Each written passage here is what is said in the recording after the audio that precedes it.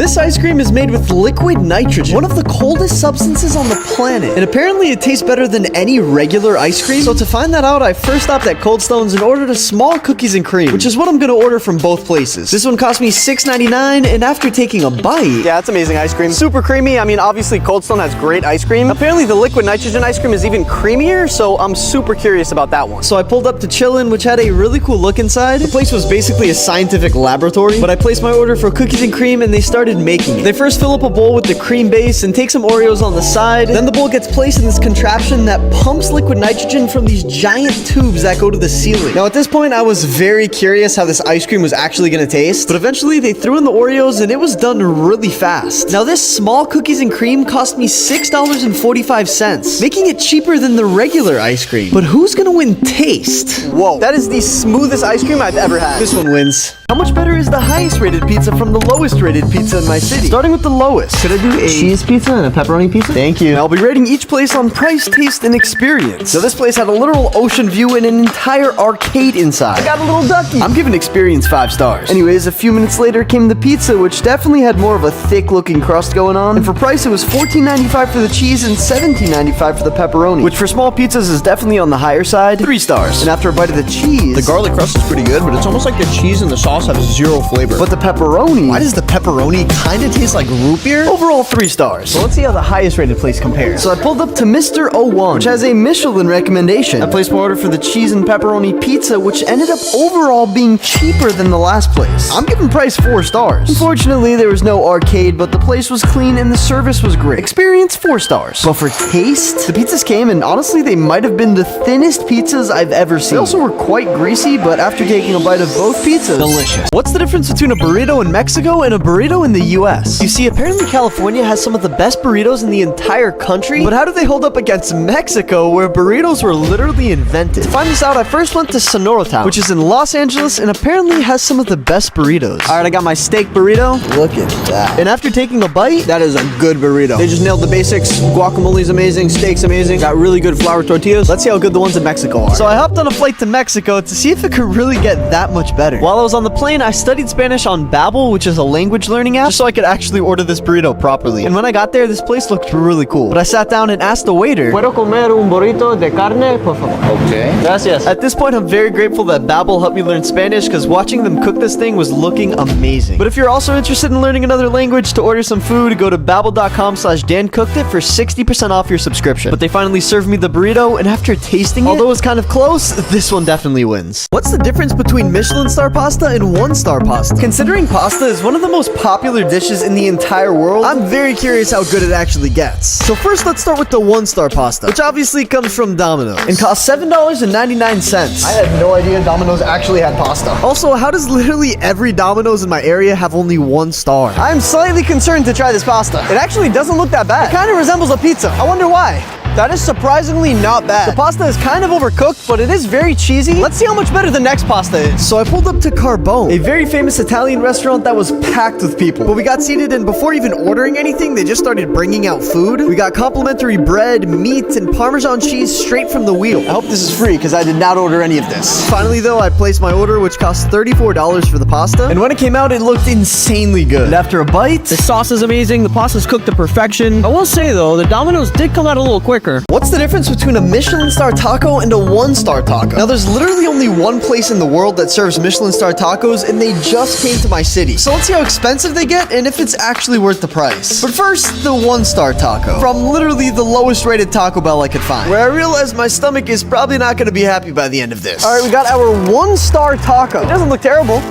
Pretty much just tastes like any other Taco Bell. Not terrible, but definitely not that great. But I am super curious about the Michelin star tacos. So I pulled up to Tacombi, which is a restaurant in Miami that partnered with El Califa de Leon, the only Michelin star taco stand in the world located in Mexico City. But I got seated and noticed this place is packed. I don't think I've ever been this excited to try tacos. They have like 8 people in the kitchen working like clockwork to just make these tacos. It's honestly pretty impressive. And a few minutes later, the food was ready. It comes with no toppings, literally just tortilla and meat. But apparently the meat is that flavorful flavorful. And the price, $22 for these 4 tacos. And after taking a bite of the chicken and steak, it's seasoned and cooked so well, I definitely get the hype. What's the difference between a Michelin star burger and a 1-star burger? Now, Michelin star restaurants are known for having some of the best food in the entire world, but also some of the most expensive. So is it actually going to be worth the price? Well, first, let's start with the 1-star burger. One of the reviews literally said they didn't get a patty on their burger. That's pretty crazy. But I walked in and placed my order for a regular cheeseburger. And a few minutes later, it was ready, and now it's time to try. They did give me a patty, so that's already a great sign. Does it kind of taste like cardboard?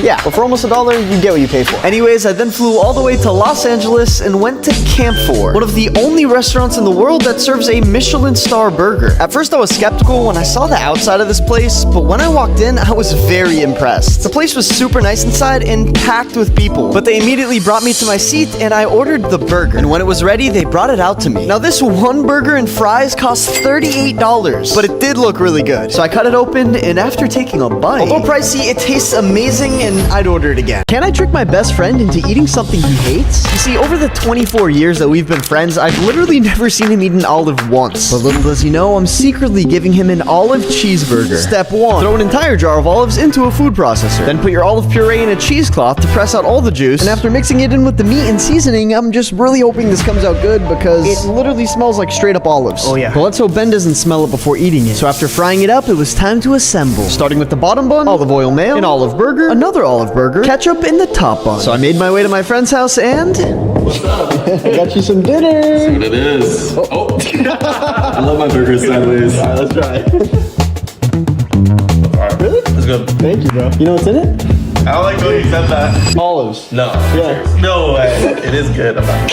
Are tacos actually better in Mexico? To find out, I first went to one of the highest rated tacos in the United States, Uptown 66. But how do they hold up to Mexico, where tacos were literally invented? Now, of course, I'm getting birria tacos from both places because they're my absolute favorite tacos. And let's just say these tacos were looking good. I'm very excited to try these tacos.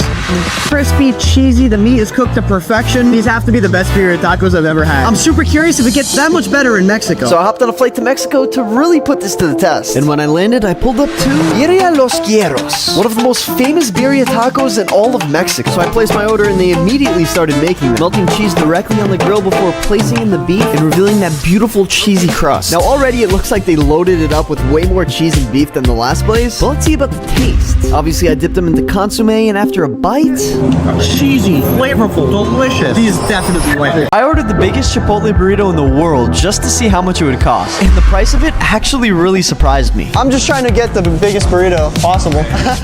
Now, don't get me wrong, I really love Chipotle, but in the past 2 years, they've increased their prices 4 times. For reference, the normal burrito that I order costs almost $17. So is it more affordable to get a monster burrito instead? They put down 3 tortillas and started loading it with stuff, starting with white rice and triple black beans. At this point, they already needed 2 people to move it to the side. They then put 3 scoops of chicken and all of the toppings. Tomato, hot sauce, sour cream, corn, cheese, double guacamole, and lettuce. But when they tried to roll it up, it did not go as planned. With the power of 2 people, they couldn't get everything to fit into the 3 tortillas, so they grabbed another one and added it to the middle. And after a bit of struggling, they were finally able to roll it up and make the biggest burrito I have ever seen. They then packaged it very nicely for me, and the total price for this triple burrito was $23.27. If I ordered a milkshake, would I be able to get every topping in it? Everything? Yeah, like all the toppings? I could do that only if after I make it, you drink it. Okay, I'll drink it, yeah. The question now is, how much will it cost? Starting with the scoop of ice cream before filling up a cup with a bunch of toppings. But let me tell you, that is just the beginning. Oh my god, this is crazy. He filled up another cup that he poured in before pulling out even more toppings from below. How much do you think this thing is gonna cost? I don't know, but I don't think your bank is gonna be too happy.